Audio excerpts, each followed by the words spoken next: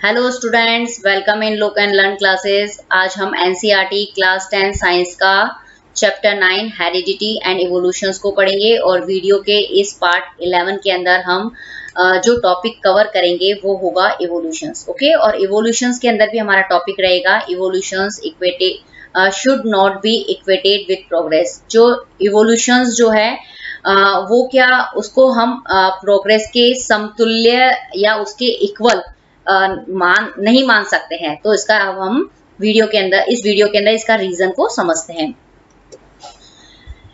Evolution should not be equated with progress. जो evolutions जो होता है उसको हम प्रोग्रेस के समतुल्य नहीं मान सकते हैं। इसका रीजन क्या है उसको अब हम इसके अंदर समझते हैं। सबसे पहले इवोल्यूशंस होता क्या है ये आपको मैंने इस वीडियो के पार्ट 5 या 6 के अंदर इसका पूरा एक्सप्लेन किया था।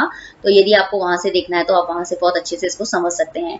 तो सबसे पहले इवोल्यूशन इन शॉर्ट में मैं आपको समझा देती हूँ कि इसके अंदर क्या होता है कि जो इवोल्यूशन एक स्लो प्रोसेस होता है, नेचुरल सिक्वेंशियल प्रोसेस है, जिसके अंदर क्या होता है कि सिंपल से मोर कॉम्प्लेक्स ऑर्गेनिजम्स जो होते हैं वो बनते हैं। ओके, तो लेकिन फिर भी हम इसको प्रोग्रेस के इक्वल क्यों नहीं मानते हैं, तो इसको अब हमें समझना पड़ेगा पूरा डिटेल से और अच्छे से। Evolutions has resulted in the generation of new varieties of species. Okay, evolutions जो है वो क्या होता है कि उसके अंदर क्या होता है कि सिंपल से मोर कॉम्प्लेक्स स्पीशीज का फॉर्मेशन होता है। तो इससे क्या होगा कि जब मोर कॉम्प्लेक्स स्पीशीज बनेगी तो उससे क्या होगी कि जो स्पीशीज की न्यू वैरायटीज जो होगी वो क्या होगी, डेवलप होगी। Okay, it result in the production of diverse life form subjected to environmental selections.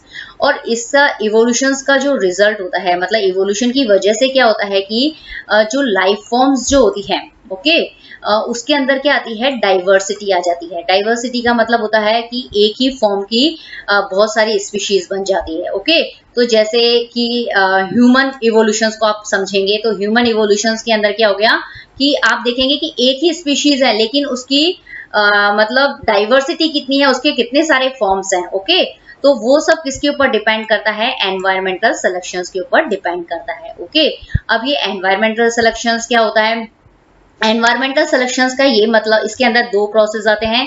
एक तो आता है जेनेटिक ड्रिफ्ट और एक आता है natural selections. Okay, genetic drift में क्या होता है कि अचानक से कोई चेंजेस आता है तो उसकी वजह से क्या होती है कि मतलब जो एक स्पीशीज खत्म हो जाती है लेकिन दूसरी स्पीशीज जो होती है वो मतलब क्या होती है, ज्यादा ग्रोथ कर जाती है और वो पॉपुलेटेड हो जाती है। ओके, नई स्पीशीज बना लेगी। नेचुरल सिलेक्शन में क्या होगा कि वो स्पीशीज सर्वाइव करेगी जो जिसको नेचर ने सेलेक्ट किया है। तो कुल मिला के क्या हुआ, जेनेटिक ड्रिफ्ट और नेचुरल सिलेक्शन से क्या हुआ कि नई स्पीशीज जो होती है वो फॉर्म कर होती है और नई स्पीशीज का बनना ही क्या कहलाता है, स्पीसिएशन कहलाता है। ओके, तो अब हम इतना आपने समझ लिया क्या है यहाँ पे। The only progress which has occurred due to evolutions is the emergence of more complex body design of organisms. मतलब evolutions जब हो रहा है, ओके, तो उसके अंदर जो प्रोग्रेस जो होती है उसको हम कैसे मतलब मानेंगे, कैसे हुआ, कैसे समझेंगे। तो उसके अंदर ये होता है कि जो ऑर्गेनिजम्स जो होते हैं ना, क्या होता है, ऑर्गेनिजम्स जो होते हैं उसके अंदर जो उनकी कॉम्प्लेक्स बॉडी डिजाइन जो होती है वो क्या हो जाती है, मतलब उनकी जो ऑर्गेनिजम्स की जो बॉडी डिजाइन जो होती है वो मोर कॉम्प्लेक्स हो जाती है। ओके, तो इसकी वजह से मतलब ये एक ही रीजन है, इसकी वजह से ही हम क्या कर रहे हैं, इवोल्यूशंस को केवल प्रोग्रेस के अंदर कंसीडर करते हैं। मतलब यहाँ पे क्या है कि जो इवोल्यूशंस जो हुआ है उसके अंदर पॉजिटिव इवोल्यूशंस हुआ है, पॉजिटिव प्रोग्रेस हुई है। कहने का मतलब कैसे, अगर आप बॉडी डिजाइन को लेके समझेंगे तो यदि बॉडी डिजाइन के अंदर क्या होता है, इवोल्यूशन में सिंपल से क्या बनते हैं, कॉम्प्लेक्स बनता है। ओके, बॉडी डिजाइन के अंदर सिर्फ चेंजेस हुआ है और बॉडी डिजाइन के अंदर क्या हुआ है, चेंजेस क्या आया है, पॉजिटिव आया है। अगर पॉजिटिव चेंजेस आता है तो उसको हम बोल देते हैं कि इवोल्यूशन के अंदर क्या हुआ है, प्रोग्रेस हुआ है। ओके, और अगर नहीं होता है किन किन जगह पे तो उसके अंदर हम बोलते हैं कि इवोल्यूशन उस समय प्रोग्रेस के इक्वल नहीं है। Okay, clear. अब आप यहाँ पे देखेंगे कि जो यहाँ पे ये आपकी एनसीईआरटी की बुक में पिक्चर्स दिखाई गई है जिसमें ये बताया गया है कि जो इवोल्यूशंस जो होता है वो स्टेप बाय स्टेप होता है। तो ये देखेंगे, ये स्टेप आपको दिख रहे हैं, ये एक लैडर है। ओके, तो इसमें सबसे पहले बताया प्लांट है, फिर एनिमल्स आए, फिर इनवर्टिब्रेट, फिर वर्टिब्रेट, फिर ह्यूमन बीइंग। ओके, तो मतलब पहले सिंपल से ऑर्गेनिजम्स बने हैं, फिर उससे कॉम्प्लेक्स ऑर्गेनिजम्स बने हैं, लेकिन इनका जो इवोल्यूशन जो हुआ है वो कैसे हुआ है, स्टेप बाय स्टेप हुआ है। ओके, और इसको अंदर भी बहुत मिलियन ईयर्स का टाइम लगता है। क्लियर, ये पिक्चर ये शो कर रही है। अब देखते हैं ये पिक्चर्स क्या शो कर रही है। इस पिक्चर्स में क्या है कि सब एनिमल मतलब प्लांट बन गए हैं, इनवर्टिब्रेट बन गए हैं, वर्टिब्रेट बन गए हैं, ह्यूमन बींग्स भी बन गए हैं, लेकिन ये आज भी सारे के सारे क्या हैं, मतलब क्या कर रहे हैं, मतलब अर्थ के ऊपर सरवाइव कर रहे हैं। ओके, तो कहने का मतलब ये है कि जब इवोल्यूशन होता है ना, तो जो सबसे older and simpler design will still survive, मतलब जो सबसे पुरानी है और जो सबसे सिंपल यूनिसेलुलर ऑर्गेनिजम्स हैं वो भी क्या कर रहे हैं, अभी तक सरवाइव कर रहे हैं। ओके, ये पिक्चर्स ये शो करती है। अब देखेंगे इस पिक्चर्स में एनिमेटेड इफेक्ट से आपको बहुत अच्छे से समझ में आ जाएगा कि किस तरीके से इवोल्यूशन जो है वो स्टेप बाय स्टेप हुआ है। ओके, तो अब हम इस पिक्चर्स में ये देखते हैं कि सबसे पहले ये मॉलिक्यूल्स बने। ओके, मॉलिक्यूल्स सब मिलके क्या बनाए, यूनिसेलुलर ऑर्गेनिजम्स, हाइड्रा और वगैरह। Okay, amoeba, hydra. फिर इसके बाद में ये इनवर्टिब्रेट, फिर वर्टिब्रेट के अंदर बने ये फिश, एम्फीबियंस, रेप्टाइल्स, बर्ड्स, फिर बने मैमल्स, और फिर बने ये मैन और वुमेन। तो इस पिक्चर्स के अंदर ये बताया गया है कि इनका जो इवोल्यूशन जो हुआ है वो स्टेप बाय स्टेप हुआ है। तो मतलब सबसे पहले मतलब यूनिसेलुलर ऑर्गेनिजम्स, मल्टीसेलुलर के बाद में इनवर्टिब्रेट, वर्टिब्रेट, वर्टिब्रेट के बाद में मतलब ह्यूमन बींग्स का इवोल्यूशन हुआ है। ओके, तो मतलब कहने का मतलब स्टेप बाय स्टेप इवोल्यूशन हुआ है। क्लियर, और इसके अंदर जो मतलब जो बॉडी डिजाइन जो होती है उसके अंदर कॉम्प्लेक्सिटी जो हो गई है वो बढ़ती जा रही है। ओके, इस पिक्चर्स के अंदर ये बताया गया है कि इसके अंदर क्या है कि यूनिसेलुलर ऑर्गेनिजम्स हैं, फिर उसके बाद में ये मल्टी सेलुलर ऑर्गेनिजम्स, फिर इनवर्टिब्रेट, फिर वर्टिब्रेट, और वर्टिब्रेट के बाद में ये क्या बता रहे हैं, ये ह्यूमन बींग को शो कर रहे हैं। ओके, तो मतलब कहने का मतलब है कि सभी तरह की मतलब जो पुरानी जो स्पीशीज थी, मतलब जो सिंपल स्पीशीज थी उसके अंदर क्या हुआ, मॉडिफिकेशन हुआ, मॉडिफिकेशन के बाद में क्या हुआ, न्यू स्पीशीज बनी। लेकिन उस न्यू स्पीशीज बनने से ये नहीं हुआ कि जो ओल्डर और जो सबसे सिंपल डिजाइन वाली स्पीशीज थी वो खत्म हो गई, वो आज भी क्या कर रही है, सरवाइव कर रही है। इसी की वजह से क्या है, आज हमारे अर्थ के ऊपर क्या है, इकोसिस्टम जो है वो मेंटेन है। ओके, तो ये इस पिक्चर से आपको ये यहाँ पे पता चला है। क्लियर।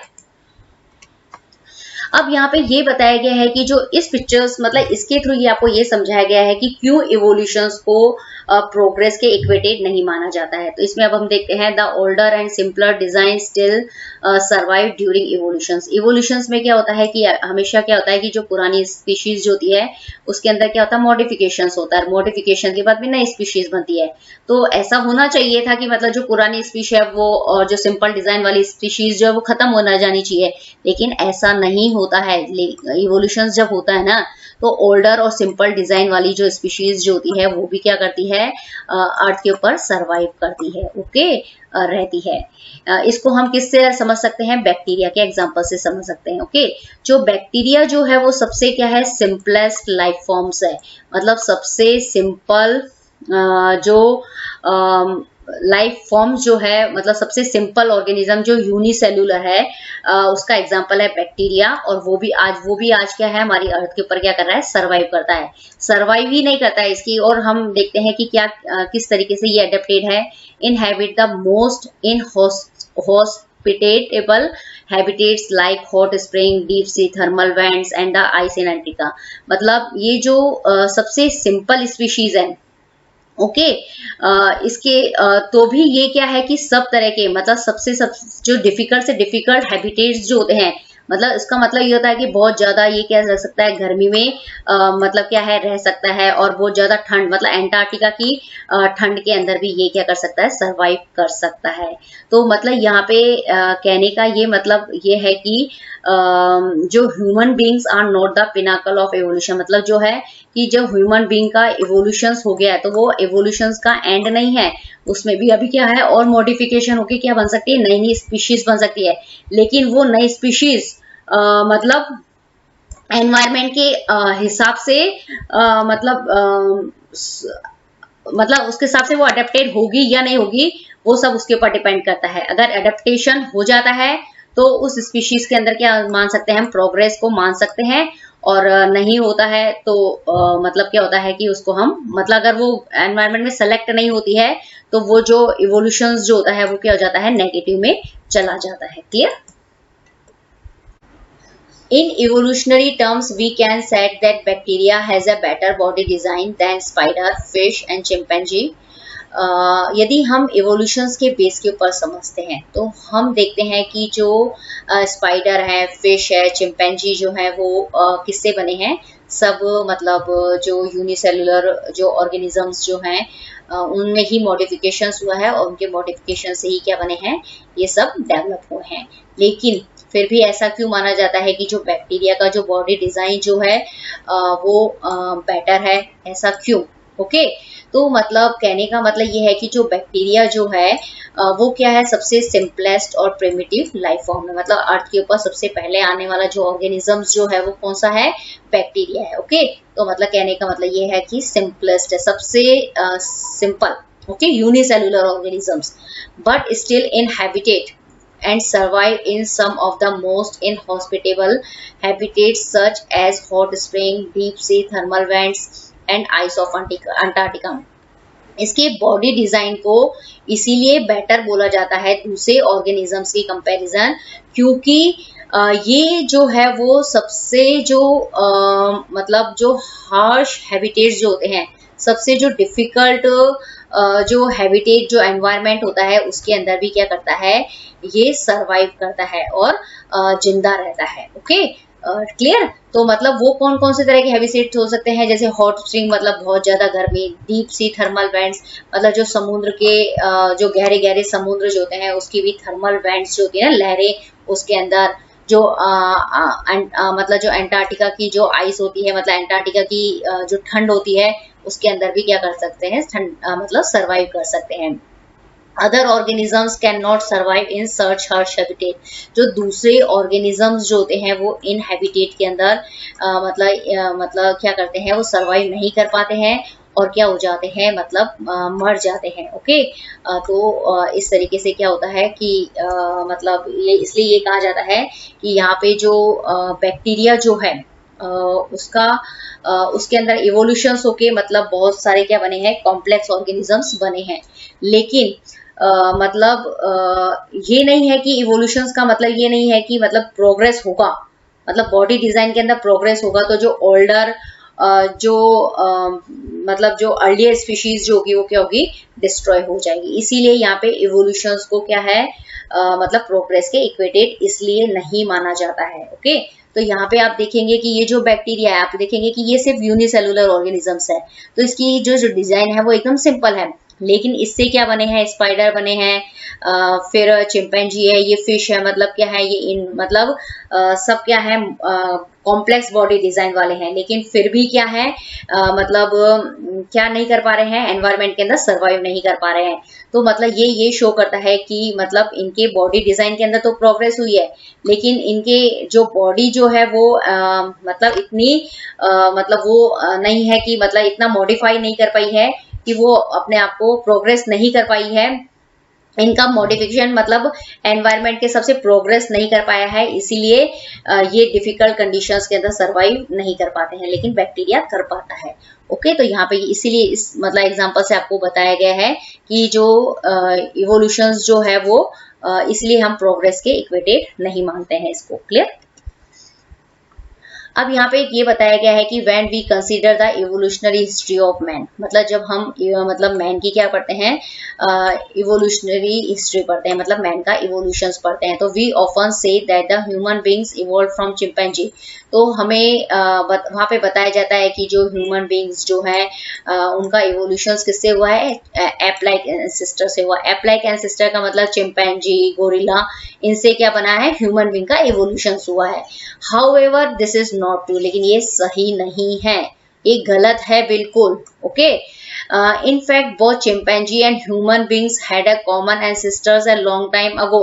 मतलब जो चिंपैंजी जो है और जो ह्यूमन बींग्स जो है उसके क्या है, जो एंसेस्टर्स जो है वो कॉमन है, मतलब उन दोनों के पूर्वज एक है, मतलब ये एक ही पेरेंट्स की क्या है, दो ऑफ स्प्रिंग्स हैं, कहने का मतलब एक ऑफ स्प्रिंग कौन सी हुई, एक ऑफ स्प्रिंग हुई मतलब चिंपैंजी और दूसरा हुआ ह्यूमन बींग्स। ओके, तो मतलब इनका एंसेस्टर्स जो है वो एक है, किसका, चिंपैंजी और ह्यूमन बींग का एंसेस्टर एक है। Okay, the two offspring of that common ancestors evolved differently to form the modern day chimpanzee and human beings। okay, जो ये common ancestors जो हैं, okay, उससे क्या बनी है, दो ऑफस्प्रिंग्स बनी है। कौन कौन सी है दो ऑफस्प्रिंग, चिंपैंजी और ह्यूमन बींग्स। मतलब इसके दो बच्चे हैं, उसके दो बच्चों में से एक बच्चे का नाम है चिंपैंजी और दूसरे बच्चे का नाम है ह्यूमन बींग्स। और इन दोनों ह्यूमन बींग जो चिंपैंजी है और ह्यूमन बींग्स है, इन दोनों ने क्या किया है, अपने अपने हिसाब से क्या किया है, स्पीशीज के अंदर क्या किया, इवोल्यूशंस किया। और इवोल्यूशंस करने के बाद में मतलब क्या है, ये आज जो मतलब अलग अलग फॉर्म के अंदर क्या करते हैं, हमें दिखाई देते हैं। ओके, आज मॉडर्न डे, आज के दिन, ओके, आज इस समय। ओके, तो मतलब कहने का मतलब ये है कि जो ह्यूमन बींग्स जो हैं उसके अंदर जो इवोल्यूशंस जो हुआ है वो बहुत ही मतलब हर लेवल के ऊपर, हर स्टेजेस के ऊपर बहुत ज्यादा हुआ है। ओके, इसीलिए जो है आज जो हमें ह्यूमन बींग दिखता है वो वेल बिहेव्ड और वेल मैनर्ड दिखता है। लेकिन चिंपैंजी के अंदर इवोल्यूशंस जो हुआ है वो हर स्टेजेस के ऊपर नहीं हो पाया है, मतलब ओके, तो उसके अंदर वो जो आज भी जो है वो एप लाइक स्ट्रक्चर्स जैसे ही हमें, मतलब बंदर जैसे ही वो दिखाई देते हैं। वो वेल बिहेव्ड वेल मैनर्ड नहीं है, कहने का मतलब उनको कोई काम करने का तरीका नहीं आता है, किस तरीके से क्या करना है वो उनको समझ में नहीं आता है, कहने का मतलब ये है। Okay, clear. तो यहाँ पे ये बताया गया है कि एक स्पीशीज जो है उसके अंदर, तो ह्यूमन बींग के अंदर जो इवोल्यूशंस जो हुआ है वो मतलब पॉजिटिव हुआ है। लेकिन चिंपैंजी के अंदर जो इवोल्यूशंस जो हो रहा है वो इतना प्रोग्रेसिव नहीं है। ओके, तो मतलब यहाँ पे जो इवोल्यूशंस हुआ है वो नेगेटिव प्रोग्रेस को शो कर रहा है, और जो ह्यूमन बींग्स के अंदर जो इवोल्यूशंस है वो पॉजिटिव इवोल्यूशंस को शो कर रहा है। ओके, अब ये पिक्चर से आपको पता चल जाएगा कि ये जो मतलब औरंगुटन्स है, गोरिल्लाज है, चिंपैंजी है, ह्यूमन बींग्स जो हैं उसके क्या है, एंसेस्टर्स जो हैं वो एक ही हैं। और फिर सब जो ये स्पीशीज जो है ना उनके अंदर अपने अपने हिसाब से क्या हो रहा है, मॉडिफिकेशंस हो रहा है। मतलब मॉडिफिकेशन होने के बाद में क्या कर रहे हैं, जैसे ह्यूमन बींग्स में इवोल्यूशंस जो होता है वो जो हुआ ना, इवोल्यूशंस जो हुआ है वो पॉजिटिव प्रोग्रेस को शो करता है। इन तीनों के अंदर जो मॉडिफिकेशंस जो है या इवोल्यूशंस जो है वो मतलब इतना ज्यादा नहीं हुआ है, मतलब नेगेटिव मतलब प्रोग्रेस को शो कर रहा है। क्लियर। अब यहाँ पे यही बताया गया है कि मतलब ये जो टाइम से बताया गया है इस पिक्चर्स में कि जो कॉमन एंसेस्टर्स से क्या बने हैं, चिंपैंजी बना है, सबसे पहले औरंगटून्स बना है, फिर गोरिल्ला, फिर ह्यूमन, फिर चिंपैंजी, मतलब इस तरीके से मतलब इसके मतलब ये जो बने हैं। ओके, तो ये बताया गया है कि मतलब इन ये जो चारों आपको एनिमल्स दिख रहे हैं ना, औरंगटून, गोरिल्ला, ह्यूमन, चिंपैंजी, इनका क्या है, एंसेस्टर्स एक ही हैं। ओके, तो मतलब और इसको जो बनने के अंदर जो टाइम लगा है वो कितना लगा है, मिलियन ऑफ ईयर्स लगा है। क्लियर। तो मतलब एक लंबा टाइम लगता है, कहने का मतलब यहाँ पे यही है कि मतलब इस पिक्चर से भी यही बताया गया है कि जब कॉमन एंसेस्टर से जो इवोल्यूशंस हुआ है वो मतलब इसके अंदर प्रोग्रेसिव शो किया गया है, क्योंकि इसके अंदर क्या हुआ है कि बहुत ज्यादा मॉडिफिकेशंस हो गया है। और मॉडिफिकेशन के बाद जो नई स्पीशीज, मतलब ये जो नया ह्यूमंस बना है या जो ह्यूमन बींग की जो नई स्पीशीज बनी है वो वेल मैनर्ड वेल बिहेव्ड है। लेकिन ये जो चिंपैंजी है इसके अंदर क्या है कि मतलब इवोल्यूशंस जो है वो मतलब उसके अंदर जो प्रोग्रेस जो है वो इतनी प्रोग्रेसिव नहीं है, इसलिए वो आज भी जैसे वो पहले थे वो वैसे के वैसे ही आज हमें दिखाई देते हैं। ओके, तो इसी तरीके से गोरिल्ला है, औरंगटून्स है, ये इस तरह का ही मतलब नेगेटिव को शो कर रहे हैं, सिर्फ human beings he positive progressive evolution को शो कर रहा है, जबकि इसके एंसेस्टर्स जो है वो एक ही हैं। ओके, तो मतलब कहने का मतलब ये होता है कि इवोल्यूशंस के अंदर क्या होता है कि सिर्फ बॉडी डिजाइन के अंदर तो कॉम्प्लेक्सिटी आती है, लेकिन उसके बाद में कॉम्प्लेक्सिटी आने के बाद में उसका मॉडिफिकेशंस कैसा है, उसका प्रोग्रेस जो हो सकता है वो पॉजिटिव भी हो सकता है, नेगेटिव भी हो सकता है। पॉजिटिव का मतलब ये होगा कि उसके मतलब जब होगा तो उसके अंदर जो नई स्पीशीज डेवलप जो होगी वो वेल बिहेव्ड और वेल मैनर्ड होगी। यदि नेगेटिव होगा तो वो अपने एंसेस्टर्स जैसा ही दिखाई देगा। ओके, इसीलिए इक्वेशंस को हम प्रोग्रेस के सारा का सारा जो इवोल्यूशंस जो होता है उसको हम प्रोग्रेसिव नहीं मान सकते हैं। Okay, clear. तो मुझे लगता है कि आपको शायद अब तक ये कंसेप्ट समझ में आ गया होगा कि evolution is not equated with progress. Okay, यदि आपको मेरा ये वीडियो पसंद आया तो लुक एंड लर्न क्लासेस को सब्सक्राइब करना ना भूलें। ओके, यदि आप सब्सक्राइब करेंगे तो आपको लेटेस्ट अपडेट्स जो होंगे वो हैंड टू हैंड जो होगी उसका इंफॉर्मेशन मिल जाएगा। Thank you very much.